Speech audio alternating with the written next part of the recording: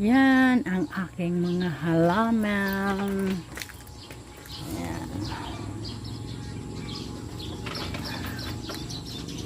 Oh, bumalik na naman yung pamumulaklak ng aking mga halaman. Yan.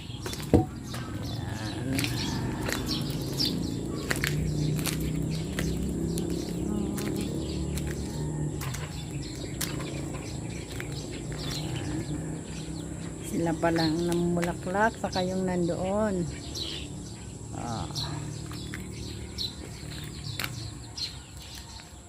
Yan ang yayabong na naman.